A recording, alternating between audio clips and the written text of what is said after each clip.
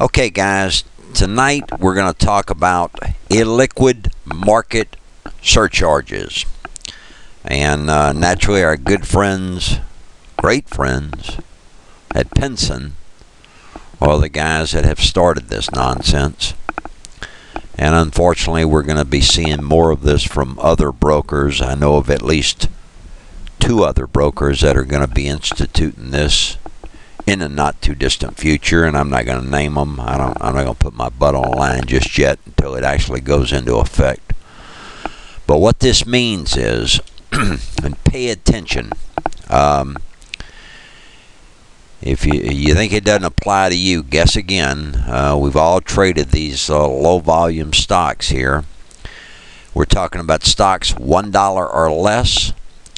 When the trade volume exceeds 25% of the trade volume for that stock, based on a 30-day average, the clearing firm is assessed an illiquid market charge. Okay? So, what that means is if you have traded more than 25% of the volume based on a 30-day average, if you've traded more than 35% of the daily volume, you can be assessed an illiquid market charge.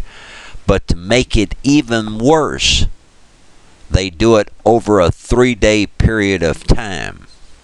So in other words, you can't exceed 25% over 3 days. This makes it even worse. So let's just break this down. And what we're going to do here, we're going to take a, I'll tell you what, I'm not going to use that one. Let me use one that nobody knows. Las Vegas Railway Express, X-Train, XTRN, okay? So what we're going to do here, let me just pull up, hang on a second here. Let me just pull up my trusty little calculator. There it is right there. Alright, so what we're going to total this, and I'm going to show you exactly what we're talking about. Alright, we're going to take 30 days worth of volume and we're going to plug it in. Okay, there's 73,500. If you want to go grab a Coke or if you need to go to the bathroom or something, it's going to take me a couple of minutes to do this. But I'm going to do it right here in front of you. That way you'll know and you can apply this to any stock you want. And you better be exact. If you're hit with these, this is the kind of backup that you're going to have to provide to your broker to prove your case one way or the other. If you don't, the charges that you're going to get hit with will make the trade for trade charges look like a choir boy. What they're going to tell you is that you're going to have to make up the difference in liquidity. Okay, and we're not talking about just a few $100s here. We're talking about thousands of dollars, and I'll get into that in another video.